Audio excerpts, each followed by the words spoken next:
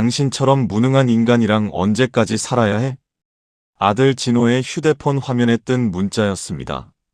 보낸 사람은 며느리 수진이었죠. 일주일 전 아들이 소파에서 잠들었어요. 휴대폰 알림음이 계속 울려서 제가 덮어줄 담요를 가지러 가는 사이 그 문자를 봤습니다. 손이 덜덜 떨렸어요. 며느리가 보낸 메시지는 그것뿐이 아니었거든요. 회사 말아먹을 거면 차라리 이혼이나 해. 저는 강남에 빌딩 2채를 가진 김만식입니다. 하지만 그날 밤 제 재산 따위는 아무 소용 없었어요. 아들의 퉁퉁 부은 눈앞에서는요. 사실 며느리 수진이에 대한 의심은 전부터 있었습니다. 지난 설날 제 앞에서는 생긋 웃으며 나무를 묻혀주던 수진이가 뒤돌아서서 제가 준 보약을 쓰레기통에 통째로 버리는 걸 봤거든요. 그때 등골이 서늘했어요. 아버지, 수진이가 회사 근처 원룸으로 나갔습니다. 한 달 전 아들이 떨리는 목소리로 말했죠. 회사 일 때문이라고 했지만 저는 압니다. 그건 별거가 아니라 사냥감을 몰아넣는 포식자의 발소리였어요. 직접 눈으로 봐야겠어. 아들 회사 건물 청소 용역업체에 전화를 걸었습니다. 75세요? 새벽 4시 출근 가능하세요? 용역업체 과장이 제 이력서를 보며 난색을 표했어요. 물론이죠. 평생 밑바닥부터 닦으며 이 건물들을 세웠습니다. 다시 바닥을 닦으며 내 아들 인생에 낀 먼지를 털어내주겠습니다. 과장이 어리둥절한 표정을 지었죠. 무슨 말씀이신지. 한 달만 써보세요. 못하면 제가 나가겠습니다. 결국 합격했습니다. 하지만 문제가 있었어요. 아들 회사 로비에서 혹시라도 아들과 마주치면 어쩌나. 며느리가 제 얼굴을 알아보면 모든 게 끝이죠. 집에 돌아와 거울을 봤습니다. 낡은 모자를 깊이 눌렀으니 누가 봐도 평범한 노인이었어요. 첫 출근 전날 밤 잠이 안 왔습니다. 며느리가 생일 때 제 귀에 대고 차갑게 속삭이던 말이 떠올랐거든요. 아버님, 아드님 앞길 막지 말고 이제 그만 조용히 계세요. 그때 알아봤어야 했어요. 아들아, 이 아비가 내 곁을 지켜줄게. 내가 모르는 사이 무너뜨리려는 것들을 내가 먼저 쓸어버리마. 새벽 4시 작업복을 입고 거울을 봤습니다. 낯설었어요. 평생 양복만 입고 살았거든요. 하지만 이 초라한 모습이 오히려 안심이 됐습니다. 아무도 절 알아보지 못할 테니까요. 신입 김만식 씨죠? 3층부터 7층까지 맡으시면 됩니다. 조장이 청소구역을 알려줬어요. 아들 사무실이 5층이었죠. 가슴이 쿵쾅거렸습니다. 새벽 5시 건물에 도착했어요. 떨리는 손으로 직원용 출입문을 열고 5층으로 올라갔죠. 복도에 불이 꺼져 있었습니다. 청소기를 밀며 천천히 앞으로 나아갔어요. 대표님, 일찍 오셨네요. 갑자기 로비에서 경비 목소리가 들렸습니다. 제 심장이 멎는 줄 알았어요. 아들 진호였거든요. 오전 6시도 안 됐는데 벌써 출근이라니. 저는 재빨리 탕비실로 몸을 숨겼습니다.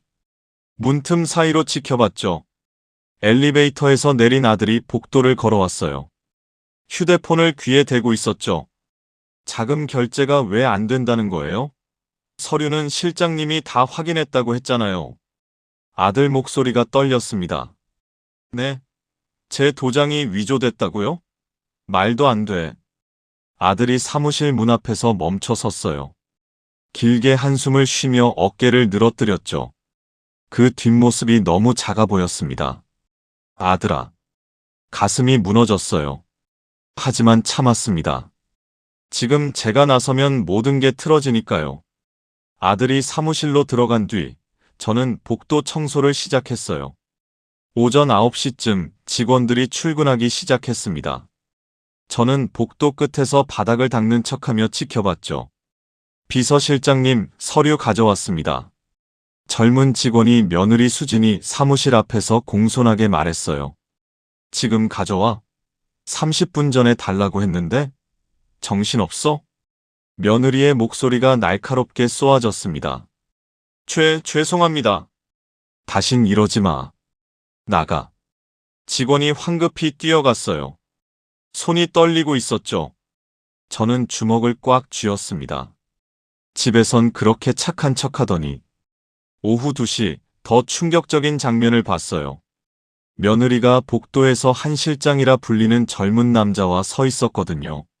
며느리가 한 실장의 넥타이를 매만져주고 있었습니다. 저는 구석 화분 뒤에 몸을 숨기고 귀를 기울였어요. 그 이사회 안건 말이에요. 대표님이 도장 찍으면 이제 돌이킬 수 없는 거 아시죠? 한 실장의 목소리였습니다. 걱정 마요. 내 남편이지만 참 바보 같을 정도로 사람을 잘 믿으니까. 며느리가 비웃었어요. 이번 일만 끝나면 그 고지식한 인간 치워버리고 우리 둘이 이 회사 주인 되는 거예요. 조금만 참아요. 그 말을 듣는 순간 제 눈앞이 하얘졌습니다.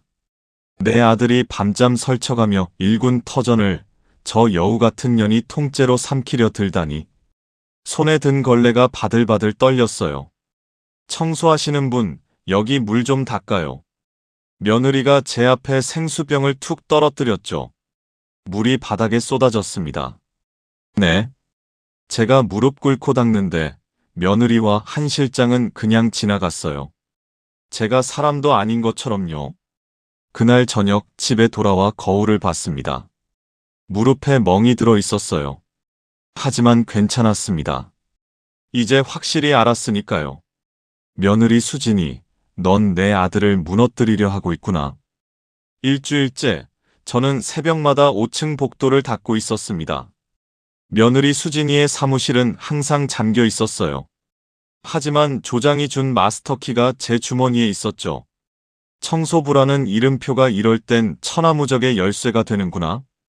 그날 오후 3시쯤 며느리가 한 실장과 회의실로 들어가는 걸 봤습니다. 지금이었어요. 마스터키로 사무실 문을 열었죠. 심장이 쿵쾅거렸습니다. 며느리 책상 위에 서류 뭉치가 있었어요. 떨리는 손으로 펼쳐봤죠. 주식 양도 계약서? 아들 진호의 도장이 찍혀 있었습니다. 하지만 이상했어요. 도장 모양이 미묘하게 달랐거든요. 위조다. 책상 서랍을 열었습니다. 그리고 얼어붙었어요. 아들의 인감 도장이 거기 있었거든요. 위조 도장 도구들과 함께요. 이 도장은 진호가 가장 중요한 일에만 쓰는 건데 왜 수진이의 개인 서랍 깊숙한 곳에 그것도 위조 도구들과 함께 있는 거냐? 손이 부들부들 떨렸습니다. 휴대폰으로 서류를 찍었어요. 갑자기 복도에서 발소리가 들렸죠. 실장님 잠깐만요. 사무실에 파일 놓고 왔어요. 며느리 목소리였습니다. 저는 황급히 책상 밑으로 숨었어요. 심장이 터질 듯 뛰었죠. 문이 열리고 며느리의 구두 소리가 다가왔습니다. 다행히 파일만 집어들고 나갔어요. 한참을 기다렸다가 조심스럽게 빠져나왔습니다. 그날 오후 더 끔찍한 장면을 목격했어요. 비상계단에서 청소를 하는데 위층에서 목소리가 들렸거든요. 며느리와 한 실장이었습니다. 한 실장, 진호 씨가 감옥 가면 우리 결혼은 언제 할 거야? 며느리의 목소리였어요. 회사 지분 다 넘겨받고 나서요. 그 멍청한 인간, 자기가 믿는 마누라한테 뒤통수 맞을 줄은 꿈에도 모르겠죠. 한 실장이 비웃었습니다. 공금 횡령건은 다 진호 씨 개인 명의로 서류 꾸며놨지? 당연하죠. 다음 주 이사회 때 터뜨리면 진호 씨는 끝이에요. 제 손이 바들바들 떨렸어요. 휴대폰 녹음 버튼을 눌렀죠. 아들을 감옥에 보내고 나랑 재혼하겠다는 거야? 당신 정말 지독하네. 한 실장이 감탄하듯 말했습니다. 바보 같은 남편 덕분에 여기까지 왔잖아요. 사랑 따윈 처음부터 없었어. 돈이랑 회사만 원했거든. 그때였습니다. 며느리가 비상계단 문을 확 열고 나왔어요. 아니, 이 노인네가 여기서 뭐 하는 거야? 며느리가 제 얼굴을 노려봤습니다. 저는 고개를 숙였어요. 계단이 지저분해서. 아우, 더러워. 노인네가 왜 여기서 얼쩡거려? 청소나 똑바로 해, 자르기 전에. 며느리가 뾰족한 구두 끝으로 제 손에 든 낡은 걸레를 3개 걷어찼습니다. 계단 아래로 구르는 걸레를 보며 저는 이를 악물었어요. 무릎이 시큰거렸지만 가슴속에서 타오르는 분노가 통증을 집어삼켰죠. 수진아, 내가 오늘 찬 건 이 낡은 걸레가 아니라 내 인생 마지막 탈출구였다는 걸 곧 알게 될 거다. 이사회까지 일주일. 이제 제가 움직일 차례였습니다. 이사회 당일 저는 작업복 안에 정장을 입고 회의실 앞을 닦았습니다. 오전 10시 이사들이 하나둘 들어갔어요. 아들 진호가 마지막이었죠. 얼굴이 창백했습니다. 문틀을 잡은 아들 손이 부들부들 떨리고 있었어요. 조금만 참아라, 아들아. 회의가 시작됐습니다. 문틈으로 며느리의 서늘한 목소리가 새어나왔어요. 대표님, 회사 공금 3억이 대표님 개인 계좌로 빠져나갔습니다. 여기 증거 서류가 있어요. 조작된 증거로 아들을 횡령범으로 몰아세우는 파렴치한 광경이었죠. 저는 정말 모르는 일입니다. 아들의 떨리는 목소리가 들렸어요. 저는 참지 못하고 문을 열었습니다. 잠깐만요. 회의실이 조용해졌어요. 모두가 저를 쳐다봤죠. 며느리의 얼굴이 일그러졌습니다. 이 더러운 노인네가 감히 어디를 들어와. 며느리가 벌떡 일어나 제 앞으로 달려왔어요. 테이블 위 물컵을 집어 제 얼굴에 끼얹었죠. 차가운 물이 얼굴을 타고 흘러내렸습니다. 눈을 따갑게 찔렀지만 저는 고개를 숙였어요. 죄송합니다. 바닥이 지저분해서. 경비 불러. 당장 이 인간 끌어내. 며느리가 제 가슴팍을 세게 밀쳤습니다. 저는 바닥에 나뒹굴었죠. 젖은 작업복 위로 며느리의 날카로운 구두굽이 제 손등을 짓밟았어요. 수진 씨. 아들 진호가 벌떡 일어났습니다. 하지만 며느리의 서슬 퍼런 눈빛에 입술만 깨물 뿐이었어요. 진호 씨는 가만히 있어요. 제가 처리할게요. 며느리가 차갑게 말했죠. 경비원 2명이 들어와 제 팔을 붙잡았습니다. 어서 나가세요. 저는 젖은 얼굴을 닦지도 못한 채 복도로 끌려 나왔어요. 뒤에서 며느리 목소리가 들렸습니다. 분수를 알아야지. 평생 바닥이나 닦을 팔자가. 며느리가 비웃으며 제게 침을 뱉더군요. 복도 구석에 주저앉았습니다. 젖은 작업복이 차갑게 몸에 달라붙었어요. 손을 떨며 주머니 속 USB를 꺼냈죠. 다행히 물에 젖지 않았습니다. 수진아, 조금만 더 웃어두거라. 네가 쏟은 건 물이 아니라 내가 가졌던 마지막 기회였으니까. 회의실 문이 닫혔어요. 안에서 며느리의 목소리가 계속 들렸습니다. 자, 이제 다시 시작하죠. 대표 회의만을 상정합니다. 저는 벽에 기댄 채 귀를 기울였어요. 아들이 대답하는 목소리가 점점 작아졌습니다. 아들아, 이제 네가 당하는 걸 지켜만 보지 않아도 돼. 젖은 손으로 휴대폰을 꺼냈습니다. 저장해둔 번호로 전화를 걸었죠. 여보세요, 경찰서죠? 제보할 게 있습니다. 통화를 끝내고 천천히 일어섰어요. 작업복을 벗기 시작했습니다. 안에 입고 있던 정장이 드러났죠. 넥타이를 매만지며 회의실 문을 바라봤습니다. 이제 진짜 시작이었어요. 복도로 쫓겨나 주저앉았습니다. 차가운 에어컨 바람이 젖은 작업복을 스쳤어요. 며느리가 뱉은 침이 뺨을 타고 흘렀습니다. 손등엔 구두 자국이 빨갛게 남았죠. 수진아, 내가 오늘 쏟은 건 물이 아니라 내 인생 마지막 잡이었다. 떨리는 손으로 휴대폰을 꺼냈어요. 평소 쓰지 않던 번호를 눌렀습니다. 김 변호사, 지금 당장 이 건물 5층 회의실로 오게. 자네가 준비한 횡령 증거 서류 다 챙겨서. 회장님, 무슨 일이십니까? 설명은 나중에 하지. 10분 안에 와. 전화를 끊고 건물주 전용 내선을 연결했습니다. 관리소장인가? 지금 5층 회의실 앞 경비들 전부 철수시켜. 그리고 경찰차 들어오면 곧장 회의실로 안내하게. 네? 회장님 무슨... 묻지 말고 따라. 지금 당장. 10분 후 복도 끝에서 구두 소리가 울렸어요. 검은 정장을 입은 사내들이 제 앞에 섰습니다.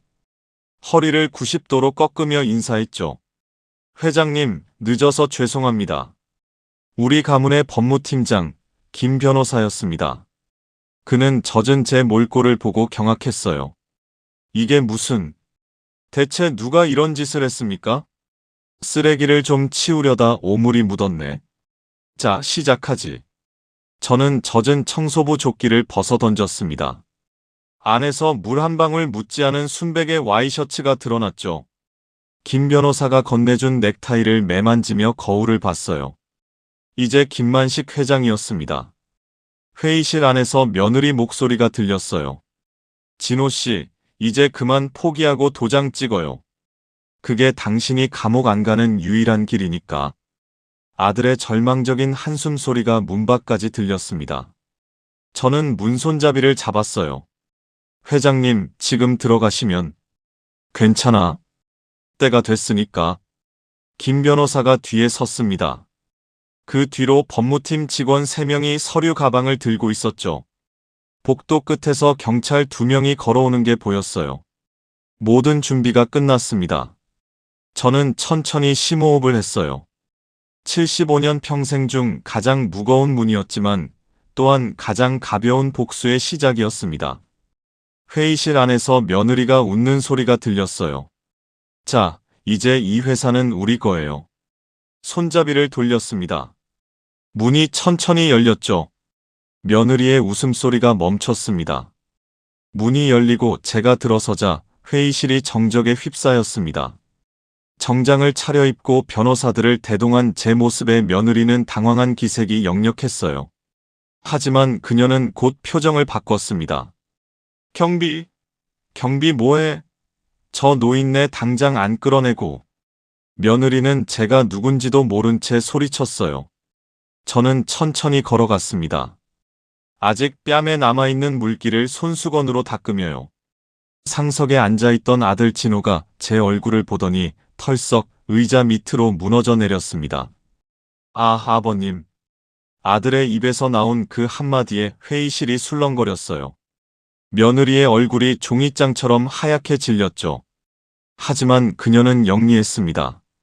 이내 표정을 바꾸며 한 실장과 눈빛을 교환하더니 제게 달려왔어요. 아버님, 진호 씨, 지금 제정신이에요? 저 노인네는 그냥 치매 걸린 청소부라니까요. 며느리가 이사들을 돌아보며 소리쳤습니다. 아버님, 요즘 정신이 오락가락하시나 봐요. 여기는 아버님이 오실 곳이 아니에요. 며느리는 끝까지 저를 미친 노인으로 몰아세우려 했어요. 한 실장이 제 앞을 가로막으며 제 어깨를 거칠게 밀쳤죠. 어르신, 나가세요. 여긴 회의 중이라고요. 아들이 바닥을 기며 소리쳤습니다. 하지마. 그분은 정말 우리 아버지야. 하지만 며느리가 아들을 발로 밀쳤어요. 진호 씨, 조용히 해요. 당신은 지금 횡령범이라고. 그 광경을 보는 게 가장 고통스러웠습니다. 내 아들이 사랑했던 여자가 아버지를 더러운 노인네라 부르며 짓밟는 참담한 순간이었죠. 저는 한 실장의 손을 쳐냈습니다. 김 변호사가 건네준 대주주 명부와 등기부등본을 테이블 위에 쾅 소리나게 내려놓았어요. 강수진, 이제 그 더러운 입 닥치거라. 내가 이 건물의 주인이고 이 회사 지분 30%를 가진 대주주다. 회의실이 얼어붙었습니다. 며느리 손에 들려있던 아들의 인감도장이 바닥으로 툭 떨어졌어요. 거짓말. 며느리가 뒤로 비틀거렸습니다.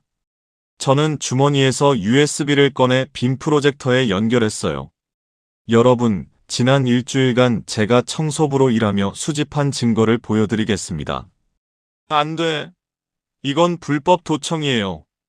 며느리가 소리쳤지만 이미 비상계단 녹음이 재생되고 있었습니다. 한 실장, 진호 씨가 감옥 가면 우리 결혼은 언제 할 거야? 며느리 자신의 목소리가 회의실에 울려 퍼졌어요.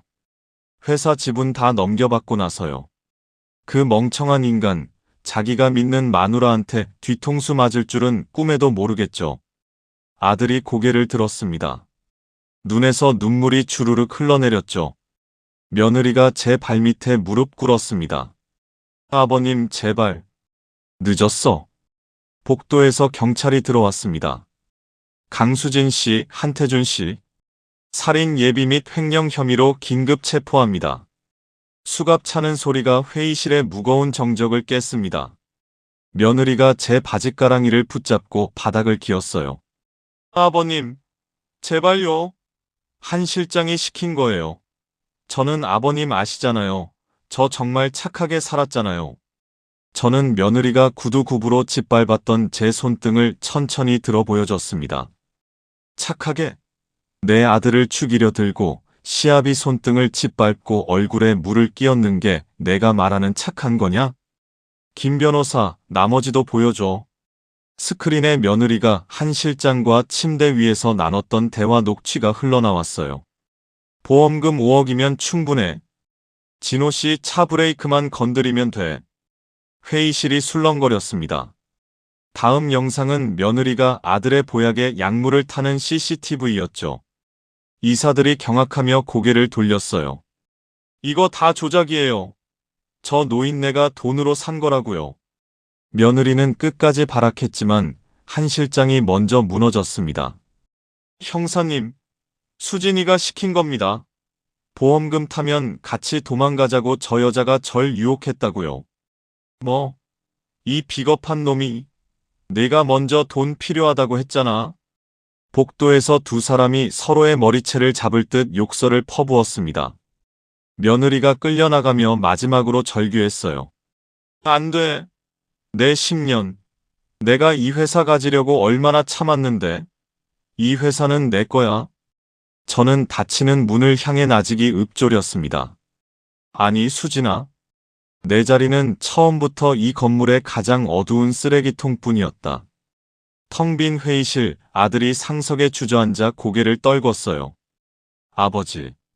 저는 정말 사람 보는 눈이 그렇게 없었나요? 단 한 번이라도 날 사랑했을까요, 아버지? 아들 목소리가 떨렸습니다. 그건 중요하지 않아. 중요한 건 네가 이제 그런 오물을 알아볼 수 있다는 거지. 네. 저는 주머니에서 며느리가 발로 찼던 그 낡은 걸레를 꺼내 아들 책상 위에 놓았습니다. 이게 뭡니까, 아버지? 내 인생에 낀 오물을 닦아낸 증거다. 그리고 앞으로 내가 잊지 말아야 할 마음가짐이지. 마음가짐이요? 바닥부터 닦는 사람의 눈엔 세상에 어떤 거짓말도 보이기 마련이니까. 아들이 젖은 손으로 그 낡은 걸레를 꽉 쥐었습니다. 창밖에는 며느리를 태운 경찰차가 붉은 불빛을 내뿜으며 사라지고 있었어요. 1년이 흘렀습니다. 아들 진호의 회사는 많은 게 달라졌어요. 내부 감사 시스템은 철저해졌고 무엇보다 아들 자신이 완전히 변했습니다. 매일 아침 7시 아들은 비서보다 먼저 출근해 자기 사무실 바닥을 직접 닦아요. 대표님, 이건 저희가 하겠습니다. 직원들이 말려도 아들은 허허 웃으며 고개를 저었죠. 아닙니다. 바닥을 닦다 보면 직원들 신발 상태가 보이고 그들의 지친 발걸음이 느껴지거든요. 이제야 경영이 뭔지 조금 알 것 같습니다. 예전처럼 사람을 무조건 믿는 순진함은 사라졌어요. 하지만 차가운 리더는 아니었습니다. 검증하되 따뜻하게 보듬고 믿되 스스로 확인하는 단단한 리더가 됐죠. 얼마 전 아들이 김지연 씨라는 회계사를 소개했습니다. 이번엔 제대로 확인했니? 네, 아버지. 보이는 게 전부가 아니라는 거 이제 뼈저리게 배웠으니까요. 아들이 웃었어요. 조심스럽지만 흔들리지 않는 희망찬 웃음이었습니다. 수진이는 3년형을, 한 실장은 4년형을 선고받았어요. 감옥에 들어간 수진이가 뒤늦게 변호사를 통해 제 정체를 확인했다는 소식을 들었습니다. 자신이 짓밟았던 청소부가 건물 주인이며 탐냈던 모든 재산이 제 명이라는 걸 알게 된 날, 그녀는 식음을 전폐하고 미친 듯이 벽을 긁었다고 하더군요. 하지만 저도 아들도 단 한 번도 면회를 가지 않았습니다. 오늘도 저는 낡은 청소복을 입고 동네 공원으로 나갑니다. 김 회장님, 빌딩 주인이 왜 자꾸 길바닥을 쓰세요? 동네 사람들이 농담처럼 물어요. 바닥을 닦다 보면 세상에 버릴 게 하나도 없다는 걸 배우거든요.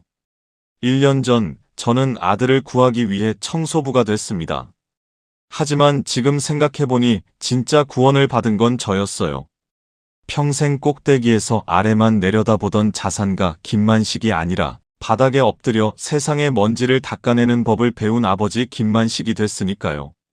집으로 돌아와 작업복 주머니에서 그 낡은 걸레를 꺼냅니다. 며느리가 뾰족한 구두굽으로 짓밟았던 그 거친 광목천이죠. 이 감촉이 저를 깨어있게 합니다. 가장 낮은 곳에서 가장 높은 진실을 보라는 그날의 교훈을 잊지 않게 해요. 아들에게서 문자가 왔습니다. 아버지, 오늘 복도 끝 구석까지 닦았습니다. 안 보이던 먼지가 보이니 마음이 시원하네요. 감사합니다. 저는 빙그레 웃으며 창밖을 봅니다. 강남의 빌딩 2채를 가진 부자 김만식. 하지만 저는 이제 압니다. 제 진짜 이름은 그저 아버지라는 것을요. 자식의 인생에 낀 오물을 닦아내기 위해 기꺼이 바닥에 무릎 꿇을 줄 아는 세상에서 가장 강한 아버지 말입니다.